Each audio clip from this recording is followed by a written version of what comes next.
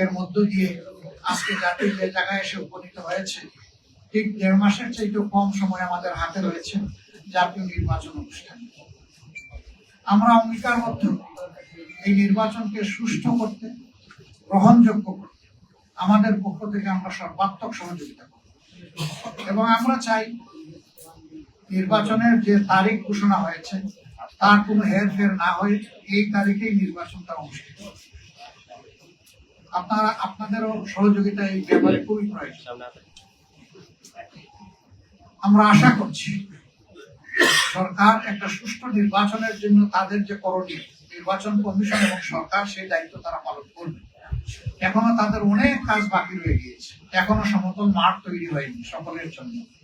সেই মাঠ তৈরির কাজটা হচ্ছে সরকার এবং নির্বাচন কমিশন। তারা যে কোনো ধরনের লোভ লালসা, ভয় ভীতি এবং কারো প্রতি কোনো ধরনের আনুকূল্যের ঊর্ধ্বেও তারা তাদের দায়িত্ব পালন করবেন। সাংবিধানিক নৈতিক দায়িত্ব, এটা আমরা এবং জাতি তাদের কাছে প্রত্যাশা করি। এর যে কোনো ধরনের ব্যতিক্রম এই জাতি মানবে না, কারণ এই ব্যতিক্রমটাই তো আমাদের জীবন থেকে অনেকগুলো বছর কেড়ে নিয়েছে। 3টা নির্বাচনে এই যে এখানে যারা উপস্থিত, আমি বিশ্বাস করি অধিকাংশই আপনারা ভোটই দিতে পারেন। আমরা তো জীবনে 2-4বার ভোট দেওয়ার সুযোগ পেয়েছি, আপনারা পাননি। এইভাবে আমাদের ভোটের অধিকার হরণ করে নেওয়া হয়েছে। আগামীতে আমরা ওই ধরনের কোনো প্রক্রিয়া কেউ করতে গেলে কোনো অবস্থায় আমরা এটা বরদাস্ত করব। আপনাদের ভোটের জন্য, সকলের ভোটের জন্য আমাদের লড়াই হবে একেবারে ইস্পাত। এই ঐক্য, জাতীয় ঐক্য আপনাদের সাথে মিলেমিশে, এই জেনারেশনের সাথে মিলেমিশেই আমরা একটা সুষ্ঠু নির্বাচন আদায় করতে চাই ইনশাআল্লাহ। আপনাদের সহযোগিতা এবং দোয়া, আপনারা বরাবর সহযোগিতা করেছেন, আমাদের ডাকে আজকে সারা দিয়ে এখানে এসেছেন। খুব কম সময়ে আপনারা দাওয়াত পেয়ে রেসপন্স করেছেন। আমরা এই জন্য গভীর কৃতজ্ঞতা জ্ঞাপন করছি, আপনাদেরকে ধন্যবাদ জ্ঞাপন করছি এবং ইনশাআল্লাহ আপনাদের সাথে সময় সময় আমাদের এই যে সমঝোতা, এটাকে ঠিক ওই অর্থে জোট বলুন আর না বলুন, আমরা কিন্তু জোটের চাইতে আরো এটা নিয়ে আমরা আগাবো।